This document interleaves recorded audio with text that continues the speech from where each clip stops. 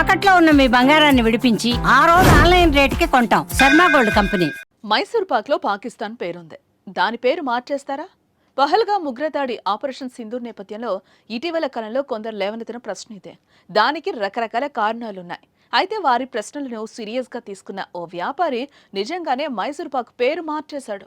తన షాప్లో పాక్ పేరు వినిపించొద్దు, కనిపించొద్దనే ఉద్దేశంతో ఏకంగా మైసూర్ పాక్లో పాకును తీసేసి కొత్త పేరు పెట్టేశాడు. మరి ఆ కొత్త పేరేంటి?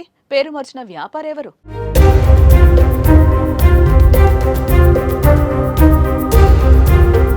దేశభక్తి అనేది కేవలం సరిహద్దులో ఉంటే సరిపోదు. ప్రతి పౌరుడికి దేశంపై ప్రేమ ఉండాలి. పాక్తో యుద్ధం నేపథ్యంలో ప్రతి ఒక్కరూ దేశభక్తి కనబర్చారు. అలాగే కరాచీ బేకరీపై దాడులు చేసి అత్యుత్సాహం కూడా ప్రదర్శించారు. కరాచీ బేకరీలో పాకిస్తాన్ నగరం పేరు కరాచీ ఉందని దాడులు చేసేశారు. అయితే ఆ బేకరీ షాపు వెనుక ఓ హిందూ కుటుంబం ఉందని, వాటిపై దాడులు తగవని విమర్శలు రావడంతో వెనక్కి తగ్గిపోయారు. అదే సమయంలో ఎక్కువగా మైసూర్ పాకుపై కొందరు మీమ్స్ పేల్చారు. ఆ స్వీట్ నేమ్లో పాక్ ఉందని, దాని పేరు మారుస్తారా అని ఎగతాళిగా మాట్లాడారు. మరికొందరు నిజంగానే ఆ డిమాండ్ చేశారు కూడా. అయితే ఈ చర్చను రాజస్థాన్లోని జైపూర్లో గల స్వీట్ వ్యాపారి నిజం చేసి చూపించాడు.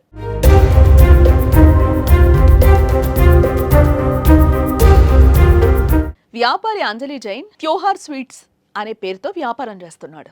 అతని షాప్లో మైసూర్ పాక్తో పాటు మోతీపాక్, ఆమ్ పాక్, గోండ్ పాక్ పేర్లను మార్చి మైసూర్ శ్రీ, మోతీశ్రీ, ఆమ్ శ్రీ, గోండ్ శ్రీ అని కొత్త పేర్లు పెట్టాడు. స్వర్ణభాషం పాక్, చాందీ భాషం పాక్ ను కూడా స్వర్ణశ్రీ, చాందీశ్రీగా మార్చేశారు. ప్రతి పౌరుడికి దేశంపై ప్రేమ ఉండాలని పాక్ అనే పదం నచ్చకనే పేర్లు మార్చినట్లు అంజలి జైన్ చెప్పుకోవడం విశేషం. శ్రీ అనే పదం శుభానికి సూచికగా పెట్టినట్లుగా ఆయన తెలిపాడు.